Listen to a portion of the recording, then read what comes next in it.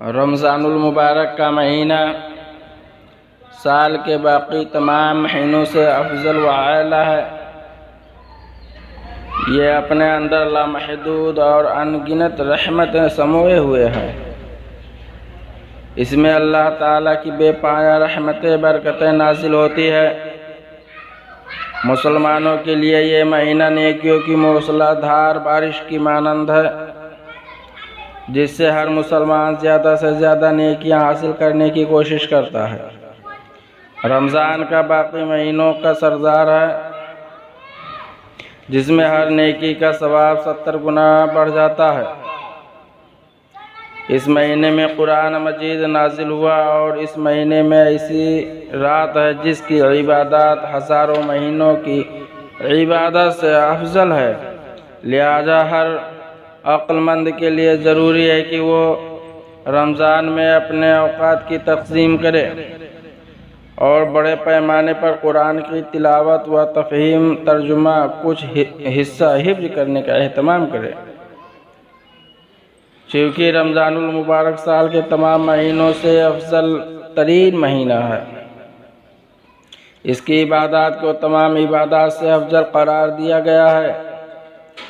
اس لیے احتیاط کے پیش نظر مختلف کوتاہیوں اور غلطیوں سے محفوظ رہنے کے لیے علماء نے بہت کچھ لکھا ہے۔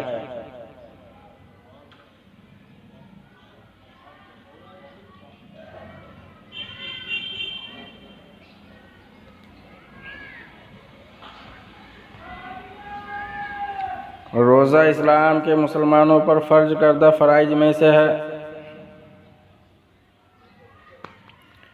اور روزہ وہ اسلام کا ایک بنیادی رکن ہے، اور رمضان المبارک اسلامی سال کا 9واں مہینہ ہے۔ یہ مہینہ اللہ تعالیٰ کی رحمتوں، برکتوں، کامیابیوں اور کامرانیوں کا مہینہ ہے۔ اپنے عظمتوں اور برکتوں کے لحاظ سے دیگر مہینوں سے ممتاز ہے۔ رمضان المبارک وہی مہینہ ہے کہ جس میں اللہ تعالیٰ کی آخری آسمانی کتاب قرآن مجید کا نزول لوح محفوظ سے آسمان دنیا پر ہوا۔ ماہ رمضان میں اللہ تعالیٰ جنت کے دروازے کھول دیتا ہے اور جہنم کے دروازے بند کر دیتا ہے اور شیطان کو جکڑ دیتا ہے، تاکہ وہ اللہ کے بندوں کو اس طرح گمراہ نہ کر سکے جس طرح عام دنوں میں کرتا ہے۔ اور یہ ایک ایسا مہینہ ہے جس میں اللہ تعالیٰ خصوصی طور پر اپنے بندوں کی مغفرت کرتا ہے اور سب سے زیادہ اپنے بندوں کو جہنم سے آزادی کا انعام عطا کرتا ہے۔ رمضان المبارک کے روزے رکھنا اسلام کی بنیادی ارکان میں سے ہے۔ نبی کریم صلی اللہ علیہ وسلم نے ماہ رمضان اور اس میں کی جانے والی عبادات، روزہ، قیام، تلاوت قرآن، صدقہ، خیرات، اعتکاف، عبادت، لیلۃ القدر وغیرہ کی بڑی فضیلت بیان کی ہے۔ روزہ کی دوسری فرائض سے یک گنا فضیلت کا اندازہ اللہ تعالیٰ کے اس فرمان سے ہوتا ہے: روزہ خالص میرے لیے ہے اور میں خود ہی اس کا بدلہ دوں گا۔ روزے کے احکام و مسائل سے آگاہی ہر روزہ دار کے لیے ضروری ہے، لیکن افسوس روزہ رکھنے والے بیشتر لوگ ان احکامات و مسائل سے لا علم ہوتے ہیں، بلکہ بہت سے افراد تو ایسے بھی ہیں جو بدعات و خرافات کی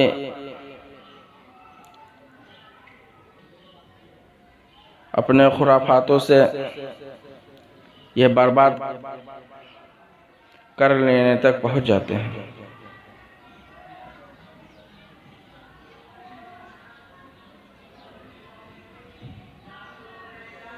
قرآن شریف میں اللہ تبارک و تعالی ارشاد فرماتا ہے: یا ایھا الذین آمنوا کتب علیکم الصیام کما کتب علی الذین من قبلکم لعلکم تتقون۔ اے صاحبان ایمان، تمہارے اوپر روزے اس طرح لکھ دیے گئے ہیں جس طرح تمہارے پہلے والوں پر لکھ دیے گئے تھے، شاید تم اس طرح متقی بن جاؤ۔ رمضان کا مہینہ ایک مبارک اور باعظمت مہینہ ہے۔ یہ وہ مہینہ ہے جس میں مسلسل رحمت پروردگار نازل ہوتی رہتی ہے۔ اس مہینے میں پروردگار نے اپنے بندوں کے یہ وعدہ دیا ہے کہ ان کی دعا کو قبول کرے گا، یہی وہ مہینہ ہے جس میں انسان دنیا و آخرت کی نیکیاں حاصل کرتے ہوئے کمال کی منزل تک کے پہنچ سکتا ہے، اور 50 سال کا معنوی سفر ایک دن میں یا ایک گھنٹے میں طے کر سکتا ہے۔ اپنی اصلاح نفس پر کنٹرول کی ایک فرصت ہے جو خداوند متعال نے انسان کو دی ہے۔ خوش نصیب ہیں وہ لوگ جنہیں ایک بار پھر ماہ مبارک رمضان نصیب ہوا، اور یہ خود ایک طرح سے توفیق الہی ہے تاکہ انسان خدا کی بارگاہ میں آ کر اپنے گناہوں کی بخشش کا سامان کر سکے۔ ورنہ کتنے ایسے لوگ ہیں جو پچھلے سال ہمارے اور آپ کے ساتھ تھے، لیکن آج وہ اس داری فنا سے داری بقا کی طرف منتقل ہو چکے ہیں۔ اس مہینے اور اس کی ان پر برکت گھڑیوں کی قدر جانیں اور ان سے خوب فائدہ اٹھائیں، اس لیے کہ نہیں معلوم کہ اگلے سال یہ موقع، یہ بابرکت مہینہ ہمیں نصیب ہو یا نہ ہو۔ ماہ مبارک عبادات و بندگی کا مہینہ ہے۔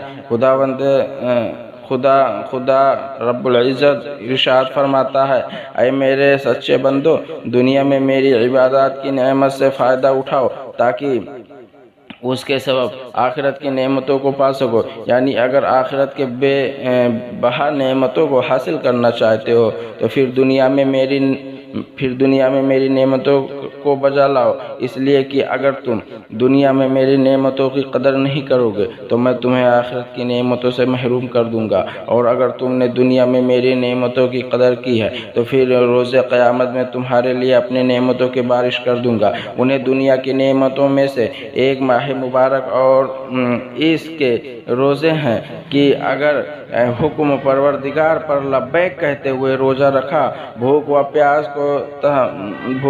پیاس کو برداشت کیا، تو جب جنت میں داخل ہوگے تو آواز